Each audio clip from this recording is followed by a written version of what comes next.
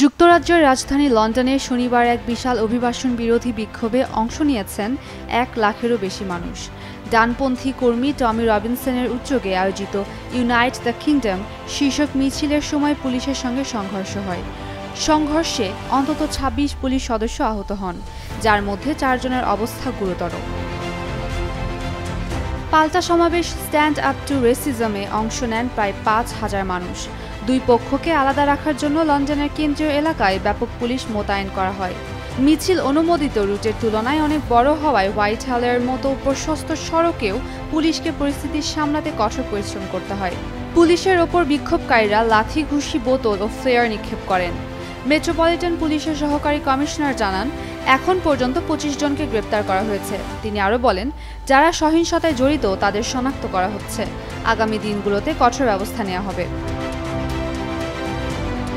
Bashundhara tissue, অশুদ্ধতার বিরুদ্ধে এক বিন্দুও ছাড় নয়।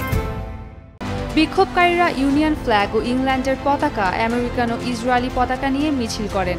অনেকেই প্রেসিডেন্ট ডোনাল্ড ট্রাম্পের MAGA টুপি পরে হাজির হন। সমর্থকরা প্রধানমন্ত্রী কিয়ার স্টারমারের বিরুদ্ধে স্লোগান দেন এবং সেন্ড দেম হোম লেখা প্ল্যাকার্ড বহন করেন।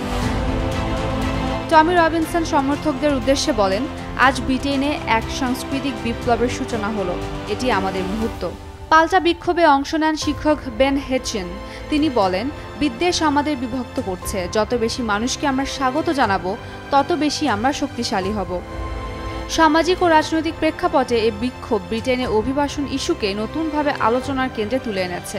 চলতি বছর এখন পর্যন্ত ২৮,০০০-এরও বেশি অভিবাসী ছোট নৌকায় ইংলিশ চ্যানেল পার হয়ে ব্রিটেনে পৌঁছেছেন।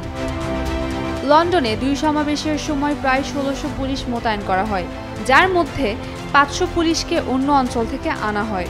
একই দিনে বড় ফুটবল ম্যাচ ও কনসার্ট থাকায় পুলিশদের উপর চাপ আরও বেড়ে যায়।